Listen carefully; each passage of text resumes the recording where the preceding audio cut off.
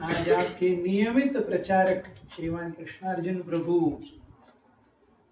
Yes यहाँ नहीं है।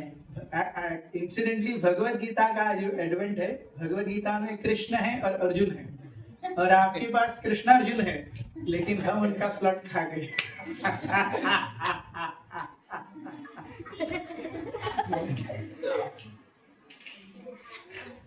हम देखते हैं कि ऑन अ सीरियस नोट ये मनुष्य जीवन बहुत ही दुर्लभ है।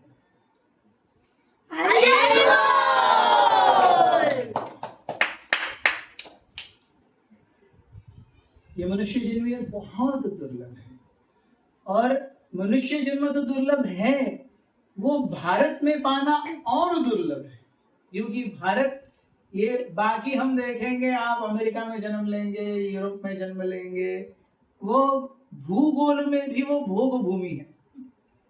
यस, भूगोल में भी वो वहां से एंजॉयमेंट चलता है और कुछ नहीं चलता, धर्म वगैरह किसी को कुछ लेना देना नहीं। भारत भूगोल में भी धर्म भूमि है। अच्छा, उस धर्म भूमि में भी अब कलयुग के चलते हुए बहुत अधर्म बढ़ गया है।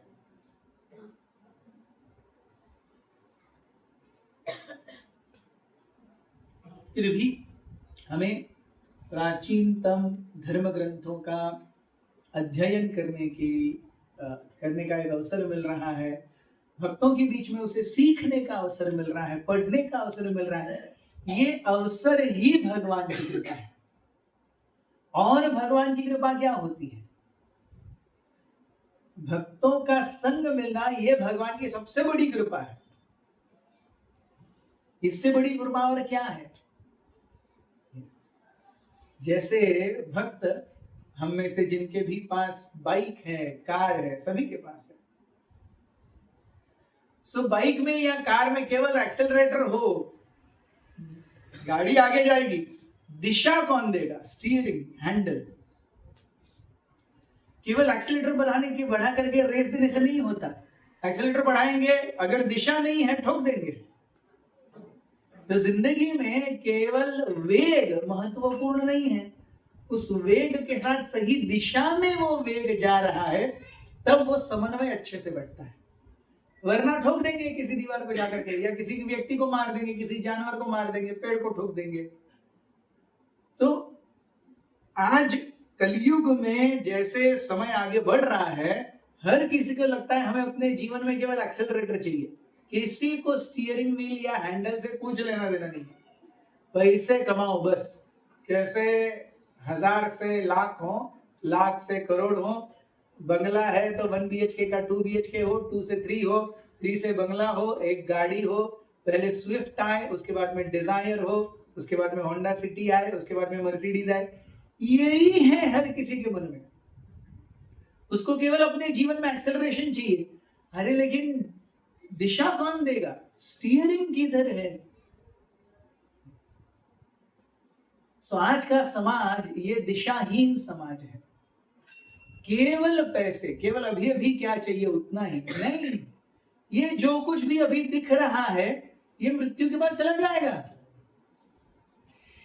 कुछ नहीं रहेगा। भगवान भगवत गीता में कहते हैं मृत्यु और सर्वहरश्चाहम। मृत्यु के रूप में अगर किसी को कुछ नहीं देना है, कोई बहुत कंजूस है, कुछ दान धर्म नहीं करता, भगवान उससे सब कुछ 1 सेकंड में लेके जाते, कुछ बचता ही नहीं है दान धर्म करने के लिए। फिर अगर जीवन रहते रहते कुछ अच्छा नहीं किया, सब कुछ खुद के लिए ही रखा, मृत्यु के समय भगवान सब कुछ लेकर के जाएंगे। क्या पता आप में से कोई पिछले जन्म में बिरला थे, अभी क्या है? शांति नगर होंगे कोई बिरला पिछले जन्म में, अभी उसका क्या फर्क पड़ता है? कोई फर्क नहीं पड़ता। यस, अभी फिर से एक मेहनत करनी पड़ेगी, स्कूल जाना पड़ेगा, यस, एग्जाम्स देने पड़ेंगे, नौकरी की लाइन में लगना पड़ेगा, इंटरव्यूज देने पड़ेंगे, रिजेक्शन होगा, यस, तो नौकरी भी मिलेगी तो भी वो जहाँ पे एक्चुअली 20,000 मिलना चाहिए वहां पे 15 ही मिलेंगे, क्योंकि आप नहीं तो कोई और सही, बाकी 50 लोग 15 में काम करने के लिए तैयार हैं, काम 20 का है, लेकिन 50 लोग 15 में काम करने के लिए तैयार है, आपको हम 20 क्यों दें? ये परिस्थिति है आज की, ये परिस्थिति। सो ये जीवन है, ये सत्य है। तो इसीलिए इस जगत में आकर के अगर सही में आध्यात्मिक स्तर पर रुचि नहीं है तो इस जगत में हम केवल एक्सेलरेटर दे करके चल रहे हैं और हम कहीं ना कहीं ठुकेंगे ही ठुकेंगे। जैसे हम भगवत गीता में ही देखते हैं, भगवान अर्जुन को समझाते हैं। भगवत गीता क्या है? कृष्ण और अर्जुन के बीच का संवाद है।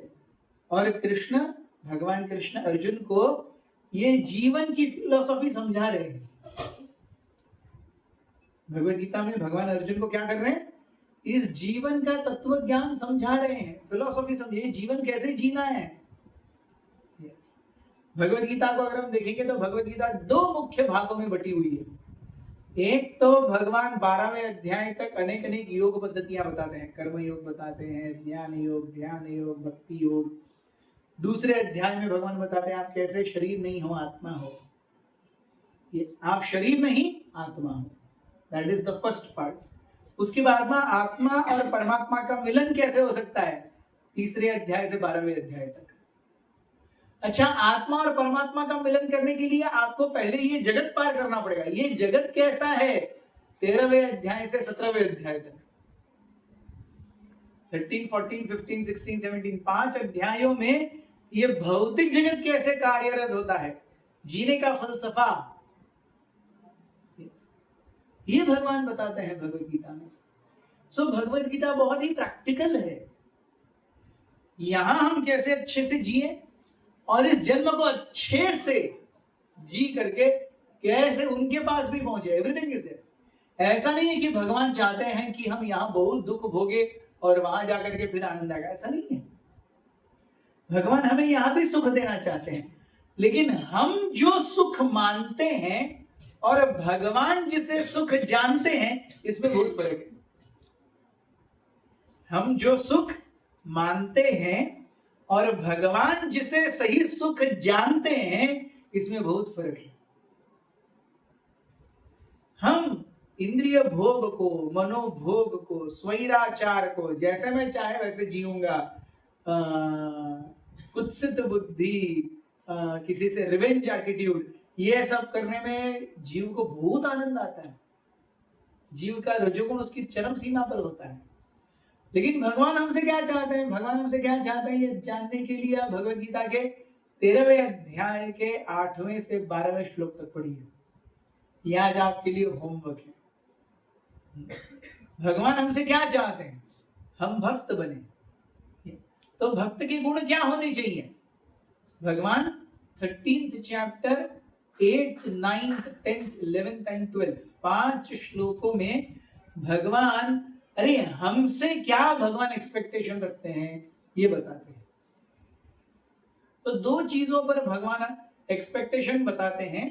एक तो 13.8 to 12 जहां पर गुणों के बारे में वर्णन है, इस भौतिक जगत में कैसे अच्छे से जीना है। और दूसरा 10.8 और 10.9 जहां पे भगवान भक्तिमय शरणागति कैसे हो ये बताते हैं। तो भौतिक जगत में व्यक्ति अपने को कैसे सत्व गुण में रखे, ये 13वें अध्याय के 8वें से 12वें श्लोक। और भक्तिमय जीवन में आगे कैसे बढ़े, उसमें क्या एक्सपेक्टेशन चाहिए, ये 10वें अध्याय का 8वां और 9वां श्लोक। तो ये 7 श्लोक हम सभी को पढ़ने हैं। कौन कौन पढ़ेंगे भगवत गीता का? अच्छा, जिन्होंने हाथ ऊपर किया, किस किस के घर में भगवत गीता है? अच्छा, जिनके घर में भगवत गीता नहीं है वो कैसे पढ़ेंगे? मोबाइल। माय गॉड,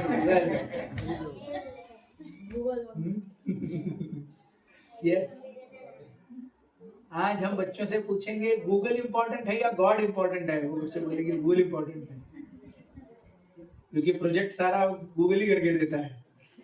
हमारे समय पे प्रोजेक्ट था तो हम स्कूल जाते थे, लाइब्रेरी जाते थे, कुछ पढ़ते थे, कुछ लिखते थे, उसको अच्छे से स्केच वेच ड्राइंग वाइंग बना के इधर उधर 4 कलर डाल करके मैडम के सामने रखते थे और मैडम बोलती थी वेरी गुड। अभी बच्चे केवल गूगल करते हैं, तो प्रिंट आउट के शॉप में जाकर के प्रिंट आउट लेते हैं, फाइल बना करके दे देते हैं। मैडम को भी पता है इसमें से इसको कुछ नहीं आता है, ये जो वो दे रहा है उसमें से उसको 4 चिंदी नहीं आती है। yes? वो बस प्रोजेक्ट सबमिट कर रहा है और कुछ नहीं है उसका काम वहां।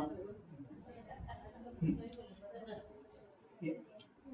लेकिन प्रेजेंटेशन एकदम तगड़ा है।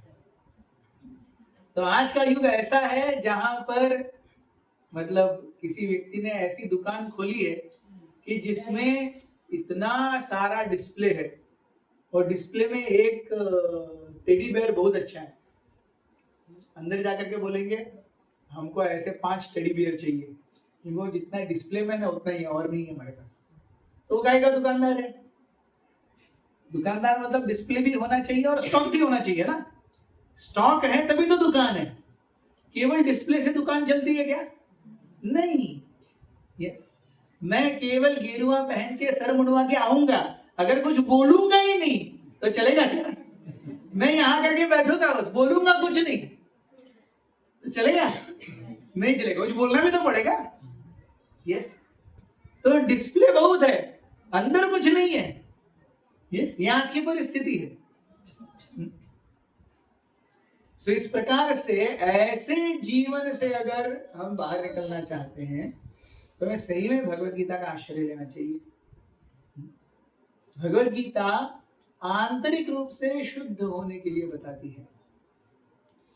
भगवत गीता में भगवान कहते हैं कि अगर कोई व्यक्ति बाह्य रूप से धर्मात्मा होने का आडंबर कर रहा है, सब कुछ पहना हुआ है, yes? लेकिन अगर उसका मन विषय वस्तुओं के ऊपर जा रहा है तो वो केवल नाटक है। अब ऐसी स्थिति में कौन है? ऐसी स्थिति में तो मैं भी नहीं हूं। ऐसा नहीं है कि मेरा मन विषय वस्तुओं के ऊपर नहीं जाता है, लेकिन उसे कंट्रोल करना पड़ता है। ये सत्य है।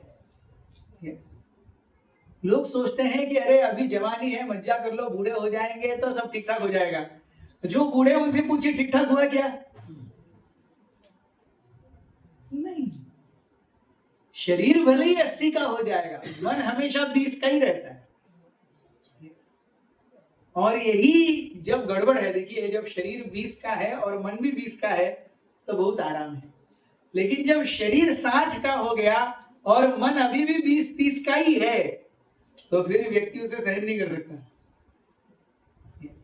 इसीलिए जब 20, 30, 40 की उम्र है तभी से प्रयत्न शुरू कर देना चाहिए कि जब हम 60 साल के हो तो मन भी 60 साल का हो। तो तपस्या, अपने आप पर नियंत्रण, यस, एक धार्मिक जीवन जीना, ये किस लिए? ताकि हमारा मन भी हमारे शरीर के अनुरूप चले। हम देखते हैं आजकल फिल्म एक्ट्रेसेस, टीवी एक्ट्रेसेस, वो क्या करती हैं, क्या बोलते हैं उसे, क्या सर्जरी, प्लास्टिक सर्जरी कराती हैं और झुर्रियां मिटाते हैं, क्या कुछ नहीं करते। यस, वो क्या बोलते हैं, विग लगाते हैं, बाल बुनते हैं। यस, मैं जब छोटा था तब केवल कपड़े बुनते थे। यस, कपड़े को स्टिच होता था, अभी सर के ऊपर बाल भी स्टिच होता है। यस, एक एक बाल का पैसा लगता है। ये सत्य है। और फिर नहीं है तो जितने हैं उनको डाबर केश काला करो। yes? यही है सब आज। yes? so, जिंदगी में इस प्रकार से हम जब सही तत्व को देखते हैं, उसके अनुसार चलते हैं, तो जीवन बहुत ही साधारण हो जाता है। बहुत छानो शौकी जीवन में कोई बहुत आराम नहीं है। हमें लगता है ऐसे कि अरे बहुत भोग होगा तो बहुत आनंद आएगा, और जिनके पास बहुत भोग है उनसे पूछ लीजिए क्या वो आनंद में है? आपको क्या लगता है, टाटा बिरला अंबानी आनंद में है? जेफ बेजोस, बिल गेट्स, ये सब आनंद में है? नहीं। आपके 100 रुपए आपके पास है, उसमें से 1 रुपया चला गया, आपको लगेगा मेरे ठीक है 1 रुपया गया, 99 मेरे पास है। 1%। लेकिन जब यही जेफ बेजोस या बिल गेट्स या मुकेश अंबानी, उनकी संपत्ति इतनी है 1500 करोड़, 1500 करोड़ में से 1% इस 15 करोड़ लॉस सहन होगा? 1500 करोड़ में से 1% इस 15 करोड़, 15 करोड़ का लॉस, 100 रुपए में से 1 रुपए का लॉस और 1500 करोड़ में से 15 करोड़ का लॉस, कौन सा ज्यादा चुभता है? कौन सा चुभता है? 15 करोड़ का लॉस चुभता है। 100 रुपए में से 1 रुपया चुभता नहीं है, गया जाएगा, क्या टेंशन है। 5 रुपए गए तो भी कुछ चुभता नहीं, 10 रुपए गए तो चुभेगा, 5 रुपए तक गए तो फिर भी ठीक है। लेकिन 1500 करोड़ में से 5% मतलब 75 करोड़, 75 करोड़ का लॉस बहुत चुभेगा। तो इस प्रकार से हमको वो लोग टेंशन में होते हैं, अरे मेरा कैसे लॉस ना हो, लॉस ना हो, लॉस ना हो। नींद नहीं आती उनको नींद की गोली लेनी पड़ती है सोने के लिए। हम में से कोई है जिसको सोने के लिए नींद की गोली लेनी पड़ती है? हमारे ऊपर उल्टा है, हमारे ऊपर निद्रा देवी ज्यादा ही मेहरबान है। हमको जब जानना चाहिए तभी हमको सोने का आदत लगता है, वो चाह करके भी सो नहीं सकते। हम जागते हुए हमको लगता है अरे बहुत सोना है, सोना है, सोना है, सोना है। उनको लगता है कैसे थक सकते हैं, इतना पैसा है, कैसे सो सकते हैं, कैसे थक सकते हैं? नहीं। सो भगवत गीता बहुत प्रैक्टिकल है। हम जहां हैं, जैसे हैं, समाधानी रहिए। कल करोड़पति बन जाएंगे, अरबपति बन जाएंगे। जब बन जाएंगे तो आगे की आगे देखेंगे, अपने आप बन जाएंगे, कोई बहुत टेंशन लेने की जरूरत नहीं है। अगर लिखा होगा अपने आप बन जाएंगे, है कि नहीं? आप कभी सोचते हो क्या, मैं रात को सो गया और मैं सांस लेना भूल गया तो? ऐसा कभी आपने सोचा है? आपको रात को सोते हुए डर लगा है, मैं सो गया और सांस लेना, अरे मैं जागता हूँ, अगर सांस लेना भूल गया तो? ऐसा कभी सोआ है क्या? अरे जगेंगे, सांस चलती, हम सोएंगे लेकिन अंदर काम चलता रहेगा। वैसे आप सो रहे हैं तो भी आपका भाग्य चल ही रहा है। इसीलिए एक दिन अचानक से एक्सीडेंट हो जाता है,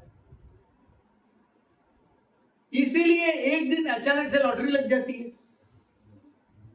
इसीलिए अचानक से एक दिन पैरालिटिक अटैक आ जाता है, इसीलिए अचानक हम मेहनत करते हैं और किसी कंपटीशन में ऑल ओवर गोवा फर्स्ट आते हैं। ये सब अपने आप चलता रहता है। जैसे हम सो रहे हैं लेकिन हमारा अंदर का सिस्टम काम कर रहा है, वैसे ही हम सो या जाग रहे हैं लेकिन हमारा भाग्य, हमारा नसीब अपना काम कर रहा है। समय पर कोई व्यक्ति बहुत अपना है, धोखा दे देगा। समय पर कोई व्यक्ति जिसको जानती भी नहीं है, वो आकर के मदद कर देगा। यस। सो जिंदगी हमारे टर्म्स पे नहीं चलती, जिंदगी अपने टर्म्स पे चलती है। हमको लगता है कि जिंदगी हमारे टर्म्स पे चल रही है, ऐसा बिल्कुल नहीं है। अगर ऐसा होता तो किसी को बूढ़ा होना है क्या? नहीं। किसी को अपने बाल सफेद चाहिए क्या? नहीं। किसी पुरुष को पूछिए उसकी हेयरलाइन रिसीड होती है, इससे ज्यादा दर्द उसे कभी नहीं होता जिंदगी में। जब उसके बाल झड़ने लगते हैं, वो देखता है यहां से धीरे धीरे धीरे धीरे जा रहा है सब पीछे, इससे ज्यादा दर्द पुरुष के लिए और कुछ नहीं है। ये है, ये सत्य है। लेकिन ये सब होता ही रहता है। हर माँ पिता चाहता है हमारा बच्चा हमेशा ऐसा ही रहे कि वो तोतला बोलता रहे और हम उसे कंधे पे लेके घूमते रहे। लेकिन ऐसा होता है क्या? नहीं, बच्चे बड़े होते ही जाते हैं। हमारे हिसाब से कुछ नहीं चलता, सब कुछ अपने हिसाब से ही चल रहा है। केवल हमको लगता है कि हमारे हिसाब से कुछ चल रहा है और यही माया है। माया क्या है? हमको लगता है सब हमारे हिसाब से चल रहा है, हमारे हिसाब से कुछ नहीं चल रहा है। मैंने कभी जिंदगी में ऐसा नहीं सोचा था कि ऐसा कुछ जीवन बीतेगा, सपने में भी नहीं सोचा था। मैं आराम से 12th किया KV1 से, गोवा कॉलेज ऑफ इंजीनियरिंग में जाकर के इंजीनियरिंग किया, कंप्लीट किया, ऐसा भी नहीं कि बीच में छोड़ दिया, कंप्लीट किया। उसके बाद में 3 साल तक इंजीनियरिंग कॉलेज में सिखाया, उसके बाद में ऐसा। अच्छा, ऐसा भी नहीं है कि खुश नहीं हो, क्या यार मेरे साथ वाले सब करोड़पति बन गए, कोई अमेरिका में सेटल हो गया, सबके करोड़ों हैं, बीवी है, बच्चे हैं, 2 घूमते रहते हैं, खाते पीते मजा करते रहते हैं, और मैं यहाँ क्या कर रहा हूँ, हरे कृष्णा। ऐसा भी नहीं, खुश हो। सो जिंदगी अपने पेस से चलती रहती है, हमें पता भी नहीं चलता है। लेकिन जो जीवन जा रहा है, जो हर एक क्षण जा रहा है, यस, भगवान हमारे पास ऐसा क्या है जो भगवान हमसे चाहते हैं। हमारा पैसा वो भगवान नहीं दिया हुआ है। लक्ष्मी देवी भगवान के चरण कमल दबाती रहती है, उनको हमारे पैसे से क्या लेना देना है। हमको लगेगा यार मेरे को 1 लाख रुपया मिल रहा है, मैं हर महीना 1000 डोनेशन देता हूं, कोई वैल्यू नहीं है उसका। आपको जो 1 लाख रुपया महीना मिल रहा है वो भी लक्ष्मी देवी ही दे रही है, तो आपके 1000 रुपये महीने से भगवान को क्या लेना देना है, कुछ लेना देना नहीं है। आप अपनी शुद्धता के लिए आप अपने तरफ से 1000 रुपये महीना देते हो, बस, भगवान को उससे कुछ लेना देना नहीं है। आपके यौवन से, आपकी मेहनत से भगवान को क्या लेना देना है। यस, कितने सारे पार्षद गोलोक वृंदावन में, वैकुंठों में भगवान की ऐसी ही सेवा करते रहते हैं। यस, हमारी सेवा से भगवान को कुछ लेना देना नहीं है। हमारे पास क्या है जो हम कह सकते हैं मेरा है। 2 चीजें हैं हमारे पास जो हम कह सकते हैं मेरी है। आप जानना चाहेंगे कौन सी है? वो मेरी चीजें हैं। एक समय, मेरा जीवन का प्रत्येक क्षण वो मेरा है। प्रत्येक क्षण मैंने क्या करना है वो मैं तय करूंगा। मेरी जिंदगी का हर एक क्षण वो मेरा है, वो मैं भगवान को अर्पण कर सकता हूं। ये एक। और दूसरा है मेरी चेतना, माय कॉन्शियसनेस, वो मेरी है। भगवान उसमें कभी हस्तक्षेप नहीं करते। भगवान कभी भी किसी व्यक्ति के, भक्त को तो छोड़ ही दीजिए, व्यक्ति के भी चेतना के प्रवाह में, इच्छाओं में कभी हस्तक्षेप नहीं करते। आपको अगर सही में बहुत बड़ा गुंडा बनना है और आपके कर्म ऐसे हैं कि 4 लोग आपसे डरें, तो आप छोटा शकील, छोटा राजन, दाऊद इब्राहिम बन जाएंगे, कोई टेंशन नहीं। आपके कर्म हैं, आपकी इच्छाएं हैं। आपके कर्म नहीं हैं और आप इच्छा कर रहे हैं तो भी आपको कुछ नहीं मिलेगा। आपके कर्म होने चाहिए और आपकी इच्छा भी होनी चाहिए,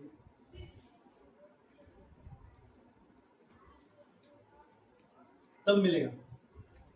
सिंपल सी चीज, आप एटीएम में जाते हैं, यस, आपकी इच्छा है 50,000 निकालने की, लेकिन बैंक बैलेंस नहीं है, पैसे मिलेंगे?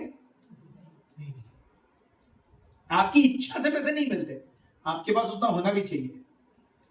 अच्छा, आपके बैंक बैलेंस में 5 करोड़ है, लेकिन आप एटीएम लेके गए ही नहीं, कुछ आएगा बाहर आपके लिए? तो आपकी इच्छा भी होनी चाहिए और आप उसके लिए पात्र भी होने चाहिए। आपके पास 5 करोड़ हैं, लेकिन आप एटीएम लेकर के गए ही नहीं, तो आपके नाम से कोई और निकाल नहीं सकता। उसी प्रकार से हम सब एक परिवार में रहते हैं, लेकिन हम सब का अलग अलग कर्मों का बंधन है। 4 लोग जो एक साथ एक समान कर्म बंधन के हैं, एक साथ आ जाते हैं, उसे हम परिवार कहते हैं। वरना कोई मैं, मेरे पति पत्नी, माँ पिताजी, भाई बहन, बच्चे, नाती पोते, इनका मुझसे कोई लेना देना नहीं है। जो है वो इस जीवन का है, इस जीवन का काम खत्म, हरि बोल। अगले जन्म में कुछ पता नहीं है। इट इज एग्जैक्टली लाइक आप होटल में जाते हैं, होटल में आपके साथ में 1000 लोग और रह रहे हैं, फिर आप किसी को मिलेंगे क्या जीवन में? आप ट्रेन में सफर करते हैं, आप कितने लोगों से मित्रता हो जाती है, ताश के 1-2 गेम हो जाते हैं, आपके घर में क्या चल रहा है, हमारे घर में क्या चल रहा है, बातें हो जाती हैं। लेडीज मिलती है तो सास और बहू की नोक झोंक हो जाती है, सब कुछ हो जाता है। लेकिन आप उतर गए या वो उतर गए, फिर आप जिंदगी में मिलेंगे? कभी नहीं। आपकी जिंदगी 85 साल की, आप साथ में रहे 1 दिन, उस समय मिले, फिर बिछड़ गए, फिर कब पता नहीं, कभी नहीं मिलेंगे। उसी प्रकार से अनादि अनंत काल से जीव जन्म ले रहा है, उसमें से ये 60-65 साल वो 1 दिन के जैसे हैं। आ गए, एक साथ रहे और खत्म, तुम वहां। कुछ सत्य नहीं है, हम उसे सत्य मानते हैं और यही माया है।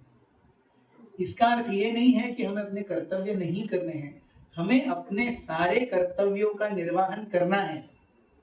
यस, मैं खुद पिछले 20 साल से ब्रह्मचर्य आश्रम में हूं, लेकिन अपने माँ पिताजी का ख्याल रखता हूं, उनसे बातें करता हूं, उनसे जाकर के मिलता हूं। जब माँ के ऑपरेशंस हुए तब मैं उनके साथ में था, वो सब करता हूं। अपने उत्तरदायित्व को निभाने में कोई प्रॉब्लम नहीं है, लेकिन अपने उत्तरदायित्व निभाए मतलब हो गया नहीं। सबसे प्रथम उत्तरदायित्व है भगवान के प्रति, वो सबसे पहले निभाना है, बाकी सब उत्तरदायित्व बाद में। बाकी सारे उत्तरदायित्व बाद में। यस, इसीलिए श्रीमद् भागवत में शुकदेव गोस्वामी बहुत सुंदर रूप से परीक्षित महाराज को बताते हैं, कृपया मेरे पीछे दोहराइए, प्रत्येक व्यक्ति का परमोच्च धर्म क्या है। कृपया मेरे पीछे दोहराइए। आप दोहराना चाहेंगे? यस। सवै पुंसां परो धर्मो, सवै पुंसां परो धर्मो, यतो भक्तिर् अधोक्षजे, यतो भक्तिर् अधोक्षजे।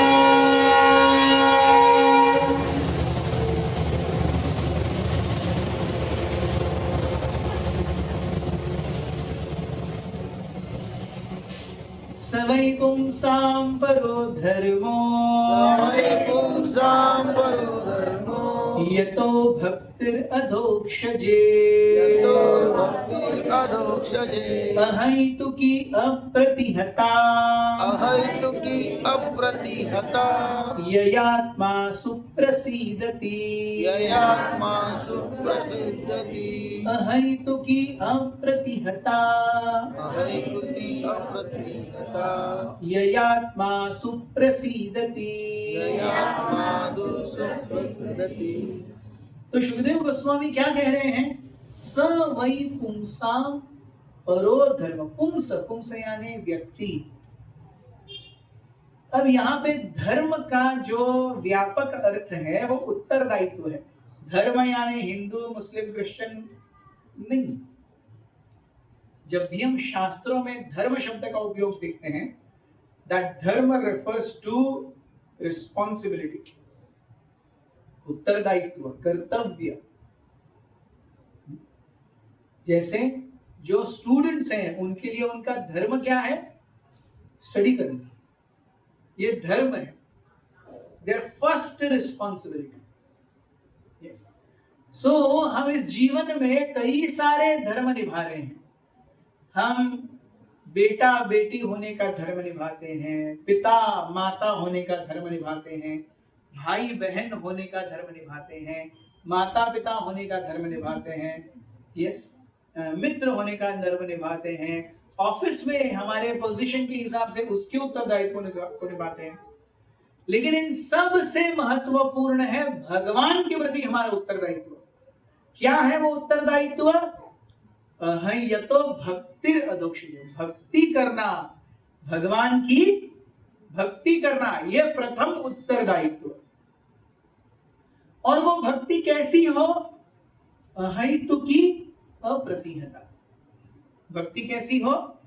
अहैतुकी अप्रतिहता। कृपया मेरे पीछे दोहराइए, अहैतुकी अप्रतिहता। भक्ति कैसी हो? अहैतुकी अप्रतिहता। भक्ति भक्ति कैसी हो, अहैतुकी अहैतुकी अप्रतिहता। अप्रतिहता। अहैतुकी मतलब मैं किसी हेतु से, मेरी कोई इच्छा है इसीलिए मैं नाम ले रहा हूं, मेरी कोई इच्छा है इसीलिए मैं सत्संग में आ रहा हूं, मेरी कोई इच्छा है इसीलिए मैं सेवा कर रहा हूं, ऐसा नहीं। केवल भगवान को प्रसन्न करने के लिए कर रहा हूं। यस, मैं एग्जाम में पास हो जाऊं अच्छे नंबर से इसलिए मैं हरे कृष्ण महामंत्र जप करता हूं, ये भक्ति नहीं हुई। यस, मेरे पड़ोसियों के साथ में बहुत समय से झगड़ा चल रहा है, वो शांत हो जाए, थोड़ा अच्छे से नींद आ जाए रात को, इसलिए जप करता हूं, ये भक्ति नहीं है। yes. मेरे ऊपर कोर्ट केस चल रहे हैं, वो ठीक हो जाए, सॉल्व हो जाए, यस, नौकरी नहीं लग रही है, नौकरी मिल जाए, इसलिए मैं जप करता हूं, तो वो भक्ति नहीं है। भक्ति क्या है? भगवान में आप प्रसन्न होंगे इसीलिए मैं कर रहा हूं, तब वो भक्ति है। आप समझ रहे? ये है अहैतुकी, ये है अहैतुकी। और दूसरा है अप्रतिहता। अप्रतिहता का अर्थ है बिना किसी रुकावट के, बिना किसी रुकावट के। ये पहले बहुत होता था, अब जो 1980s और अर्ली 90s में जिन्होंने टीवी देखा है, ऊपर छत पर एंटीना लगा रहता था, फिर हवा चलती थी तो एंटीना इधर उधर हो जाता था, फिर स्क्रीन पर रुकावट के लिए खेद है, और वो भी ऐसे समय पर होता था जब पिक्चर का क्लाइमैक्स होना होता था और हमको बहुत गुस्सा आता था। याद है वो दिन? यस, कैथोड रे ट्यूब वाले इतने लंबे टीवी। अभी टीवी उंगली से ज्यादा पतला है। यस, ये उंगली मोटी है, उससे पतला है सीआरटी। कैथोड सीआरटी नहीं, एलईडी डिस्प्ले। ये कितना अच्छा हो गया। वो जो टीवी है वो चल रहा है सब अच्छे से, रामायण 1986 का रामायण, 1992 का बीआर चोपड़ा का महाभारत देखते हुए ऐसा बहुत होता था। यस, टीवी का एंटीना का डायरेक्शन चला गया, सो अप्रतिहता, जब रुकावट आती है तो हम भी अपनी भक्ति रोक देते हैं, है कि नहीं? जीवन में बहुत कष्ट आ गया, अरे माला भूल जाओ, जब सब प्रॉब्लम सॉल्व हो जाएंगे माला करेंगे। जिंदगी में कब सारे प्रॉब्लम्स किसी के सॉल्व हुए? कोई है माई का लाल जिसके जिंदगी में सारे प्रॉब्लम सॉल्व हुए? ऐसा कोई है? तो हम उनकी सार्वजनिक रूप से पूजा करेंगे। यस, कोई है जिसका सारा प्रॉब्लम खत्म हो गया जिंदगी का? नहीं। अगर जिंदगी के सारे प्रॉब्लम खत्म होते आप यहाँ रहते ही नहीं। हर किसी की जिंदगी में प्रॉब्लम है। वो 8 साल का बच्चा हो, 15 साल 16 साल का युवक हो, 25 साल की युवती हो, 8 साल के बच्चे के लिए प्रॉब्लम है उसकी माँ पिताजी उसको साइकिल ही नहीं दे रहे। 12-15 साल के युवक के लिए प्रॉब्लम है कि उसको बहुत पढ़ाई करनी पड़ रही है। 25 साल के युवक के लिए प्रॉब्लम है, 22-23 साल के युवक के लिए प्रॉब्लम है जिसको नौकरी नहीं मिल रही है। ये 27-28 साल के युवक के लिए प्रॉब्लम है कि उसको छोकरी नहीं मिल रही है। छोकरी मिलने के बाद प्रॉब्लम है 35-36 तक की बच्चा ही नहीं हो रहा है। 40-45 में प्रॉब्लम है कि बच्चा ऐसा कैसा हो गया।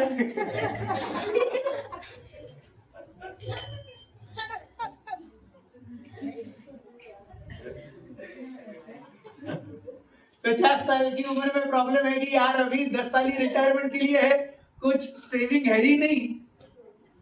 हा? हर किसी के जीवन में प्रॉब्लम है, किसके जीवन में प्रॉब्लम है? सो प्रॉब्लम आते हैं तो हम भक्ति भूल जाते हैं, ऐसा नहीं। भगवान आप जो चाहिए प्रॉब्लम दीजिए या प्रॉब्लम नहीं दीजिए, मैं जप करता रहूंगा, मैं सेवा करता रहूंगा, मैं सत्संग आती रहूंगी। ये है अप्रतिहता। ययात्मा सुप्रसिद्धि।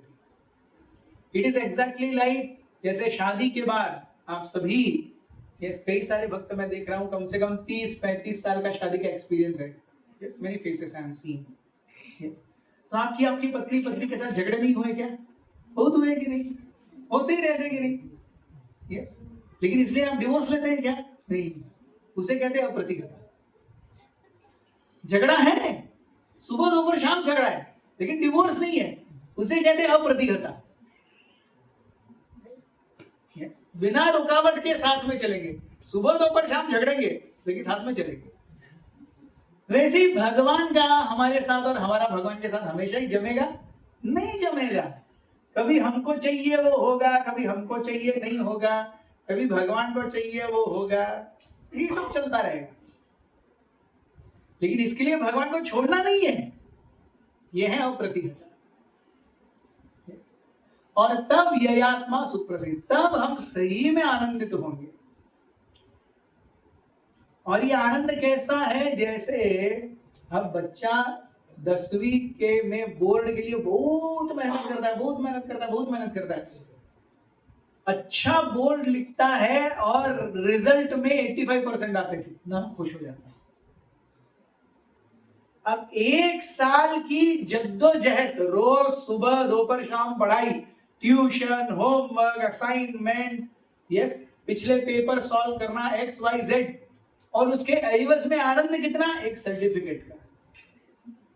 लेकिन वो आनंद में कितना अच्छा लगता है, वो जेन्युइन आनंद है, वो जेन्युइन आनंद है। वो गलत आनंद है क्या? नहीं, वो जेन्युइन, सही में अच्छा लगता है। आपको 12th में बहुत अच्छे मार्क्स आए, एक अच्छा कॉलेज मिला, 10th में बहुत अच्छे मार्क्स आए, आपके हिसाब से आपको साइंस, आर्ट्स, कॉमर्स कोई स्ट्रीम मिली, आपके हिसाब से आपको कॉलेज में एडमिशन मिला, यू बिकम हैप्पी। ये जेन्युइन हैप्पीनेस है। यस। तो हम देखते हैं वो हैप्पीनेस मिलने के पहले मेहनत है, तभी वो हैप्पीनेस मिला है। अच्छा, कॉलेज में एडमिशन मिल गया, अब क्या? अब फिर से मेहनत है। कॉलेज में एडमिशन मिल गया, अब हो गया क्या? नहीं, फिर से 4 साल की मेहनत है।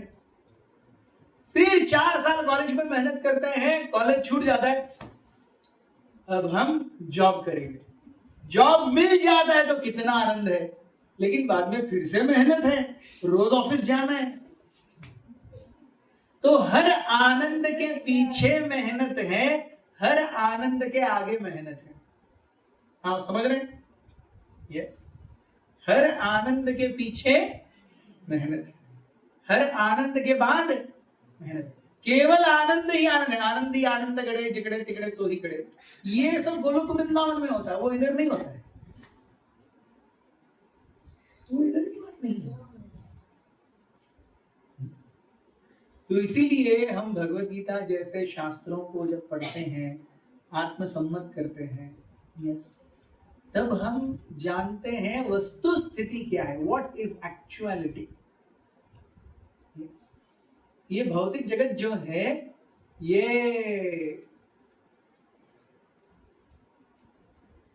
आज के रणबीर कपूर, रणवीर सिंह और दीपिका पादुकोण के रोमांस के जैसा है।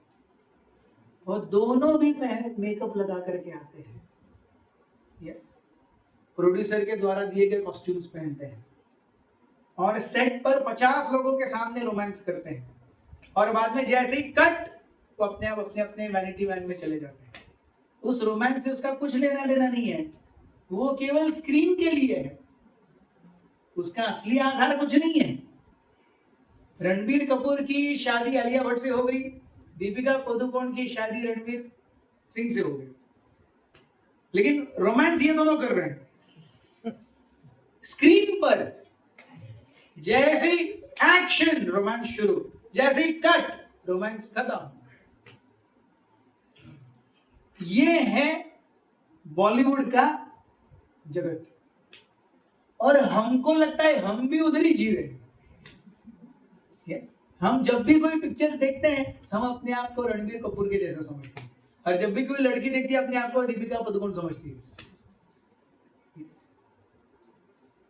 हम अपने आप को वहां लेके चले जाते हैं, इसीलिए तो वो माया है क्या? वो वहां है ही नहीं, वो पर्दा है, सिर्फ पर्दे के ऊपर परछाई गिर रही है, उसमें हमको हिलते डुलते रणबीर कपूर और दीपिका पादुकोण दिख रहे हैं, वहां वो एक्चुअली है ही नहीं,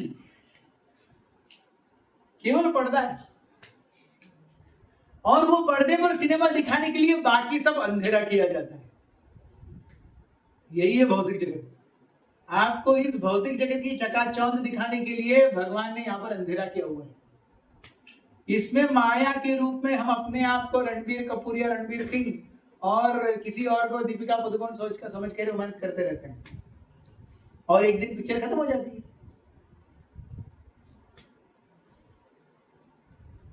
एक दिन पिक्चर खत्म हो जाती है।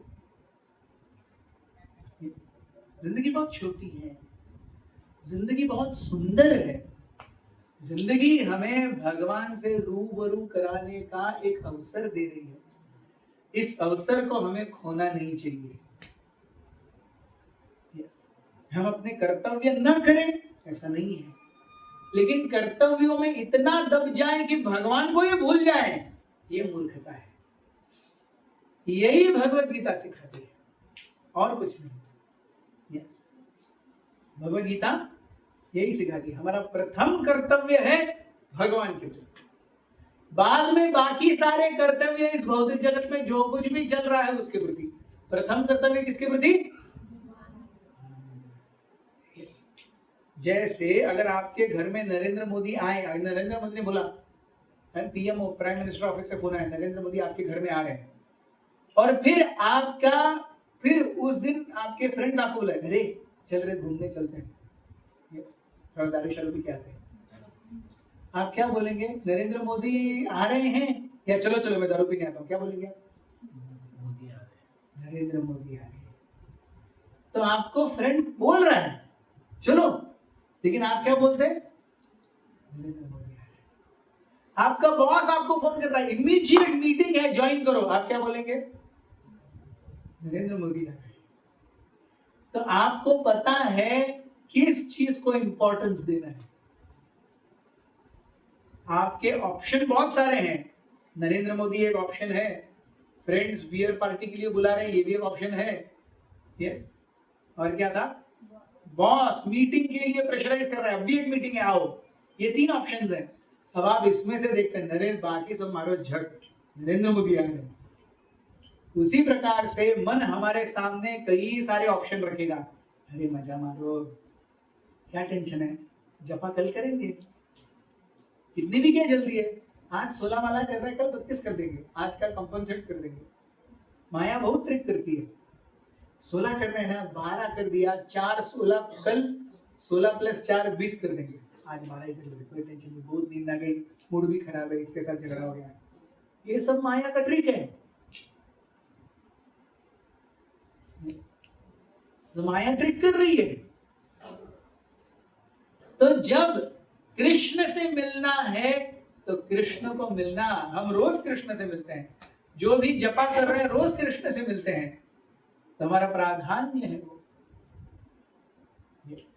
फिर उस समय मोबाइल बजे, व्हाट्सएप चले, है?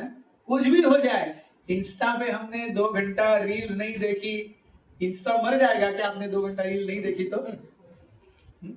हम इंस्टा, एफबी और यूट्यूब को ऐसे चलाते जैसे अगर मैंने इंस्टाग्राम को अपना संग नहीं दिया तो इंस्टाग्राम दम तोड़ देगा। मेरे विरह में इंस्टाग्राम मर जाएगा। नहीं, उल्टा इंस्टाग्राम का संग लेकर के हम मर रहे हैं। हमारी चेतना हरि बोल हो रही है। क्या जरूरत है? कोई तो किसी एक बड़े होटल में गए और वहां पे उन्होंने बहुत बढ़िया सी चीज खाई, उसके साथ खाते हुए सेल्फी। अरे वो आपकी जिंदगी में क्या मायने रखती है? कोई मायने रखती है? कुछ मायने नहीं रखती। कोई तो जा करके कहीं से तो बंजी जंपिंग कर, वो नीचे उतरते उतरते मर गया या ठीक से नीचे उतरा, उससे आपको कुछ लेना देना है? कुछ लेना देना नहीं है। क्या फायदा है ये सब Instagram, YouTube, shorts, reels? YouTube देखिए, भजन देखिए, कीर्तन सुनिए, प्रवचन सुनिए, वो यूट्यूब का सही उपयोग है। लेकिन वो हम नहीं करते। हम यूट्यूब पे सीजन की सीरीज देख करके निकालते हैं। ये हम यूट्यूब कैसा उपयोग करते हैं? सारी चीजों का उपयोग है, उसका सही उपयोग आना चाहिए। बस और ये सही उपयोग भगवत गीता के आधार पर प्रमाणित होगा।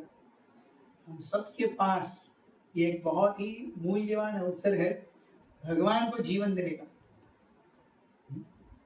भगवान के हिसाब से जीने का, और ये अवसर हमें खोना नहीं है। और ये मार्गदर्शन देने के लिए या ये शिक्षा लेने के लिए आज से अच्छा और कोई दिन नहीं है। मोक्षदा एकादशी, आज के दिन महाभारत का युद्ध शुरू हुआ था। Today is the first day of war. और महाभारत का युद्ध कितने दिन चला? 18 दिन चला। यस, 18 दिन चला। मोक्षदा एकादशी से 18 दिन, और फिर मोक्षदा एकादशी से 10वें दिन भीष्म पितामह शरशैया पर लेट गए। 10वें दिन भीष्म पितामह शरशैया पर लेट गए। और वो शरशैया पर कब तक लेटे? मकर संक्रांति। मकर संक्रांति के दिन भगवान आए, उन्हें दर्शन दिए पांडवों के साथ में, और भगवान का गुणगान करके भीष्म पितामह अपने नित्य स्वरूप को चले गए। तो ये है last, the end of Mahabharata and the beginning of Gita. हम सभी का परम सौभाग्य है, हमारे पास गीता पढ़ने के लिए भी है। श्रील प्रभुपाद जैसे महान आचार्य हैं जिन्होंने गीता का बहुत ही सही, बिना किसी पर्सनल एजेंडा के हमें गीता को सिखाया है। और भक्त आकर के इतनी मेहनत ले रहे हैं। आप में से कई भक्त यहाँ पर हैं, कृष्णार्जुन प्रभु हैं, वैष्णव कृपा प्रभु हैं, बालवंकर प्रभु हैं, प्रज्वल प्रभु हैं, सब मेहनत ले रहे हैं ताकि हमें ये भगवत गीता का ज्ञान मिल सके। और कितनी अच्छी टोली तैयार हो रही है। क्या सब आप कीर्तन कर रहे हैं, एकदम बढ़िया। क्या ड्रामा हुआ कल, बढ़िया, इतना सुंदर ड्रामा। 4 दिन की प्रैक्टिस में इतना सुंदर drama, short and sweet, beautiful. सबने अपना अपना रोल बहुत अच्छे से किया, कोई डायलॉग भूले नहीं, समय से एंट्री, समय से एग्जिट, एक गोवर्धन भी बना हुआ था। यस, सो मेहनत की है कितनी अच्छे से, सबको दिखता भी है। यस, सो ये छोटी छोटी चीजें हैं जो भक्तों के हृदय को छू लेती है। ऐसी छोटी छोटी चीजें हैं जो भगवान के हृदय को भी छूती है। yes. हम देखते हैं किसी भी घर में अगर बहुत झगड़ा है, वो छोटी सी चीज को लेकर के होगा। देवरानी और जेठानी के बीच में झगड़े, छोटी सी चीज को लेकर के, आज आपने चाय नहीं बनाई, अरे हर दिन मैं ही तो बनाती हूँ, वो चाय कौन बनाएगा, इसको लेकर के झगड़ा। चाय के कप साफ नहीं हुए, इसको लेकर के झगड़ा। सब्जी कौन लेकर के आएगा, मतलब झगड़ने के लिए है ही नहीं कुछ। और जमीन जायदाद हो 50 करोड़ की हो, उसमें से 25 नहीं तुम 26 लोगे, 26 कैसे ले रहे हो, मेरे पास 24 कैसे, ऐसा झगड़ा नहीं है। वो चाय तुम क्यों नहीं बनाओगे, ये झगड़ा है। अरे मतलब बड़े बड़े झगड़े छोटी छोटी बातों से होते हैं, छोटी छोटी बातें, और छोटी छोटी बातों से फिर ईगो क्लैश बढ़ता है। वो नहीं मानता मैं क्यों मानूं, वो नहीं मानती मैं क्यों मानूंगी, मैं भी नहीं मानूंगी। वो ऐसा करता है मैं क्यों नहीं करूंगी, मैं भी ऐसे ही करूंगी। सो वो फिर हम में जाता है पूरा, और फिर सब हरि बोल हो जाता है। तो इसीलिए ऐसे चीजों को कैसे देखना, परखना, उससे कैसे बचना चाहिए, यही गीता है। तो आज के दिन अगर हो सके हम सब प्रण लें, मैं रोज एक श्लोक पढ़ूंगा या पढ़ूंगी, एक श्लोक। यस, वो समझ में आए नहीं आए कोई टेंशन नहीं है। श्लोक पढ़िए, अनुवाद पढ़िए, तात्पर्य पढ़िए। कितनों के पास भगवत गीता नहीं है, नहीं है। यस, आप सब आज भगवत गीता लीजिए, प्लीज लीजिए। एटलीस्ट अपने नाम वैष्णव कृपा प्रभु को दे दीजिए, वो आपको कल परसों तक दे देंगे। भगवत गीता का जन्म दिन है, जिनके पास भगवत गीता नहीं है वो लेंगे तो भगवत गीता आप पर बहुत प्रसन्न होगी। लीजिए, रोज खोल करके एक श्लोक पढ़िए, क्रमवार, ऐसे नहीं कि एक कोई पन्ना खोल दिया पढ़ लिया, नहीं। पहले दिन 1.1, दूसरे दिन 1.2, तीसरे दिन 1.3, ऐसे पढ़ते रहिए, पढ़ते रहिए, पढ़ते रहिए। उससे हृदय में शुद्धता आएगी। बहुत बहुत धन्यवाद। हरे कृष्ण।